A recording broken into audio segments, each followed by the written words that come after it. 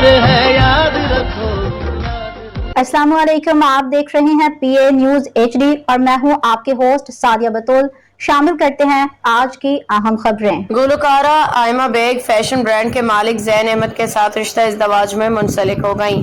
पाकिस्तान की मरूफ गुलकारा आयमा बेग ने fashion brand के मालिक जैन अहमद से शादी कर ली।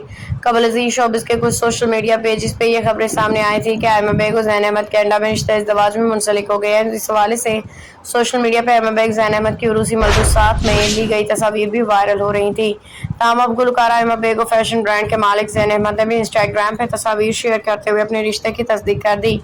आयमा बेग ने इंस्टाग्राम पे तस्वीर शेयर करते हुए कैप्शन में लिखा कि मैंने गुज़श्ता रात अपने बेहतरीन दोस्त से शादी कर ली।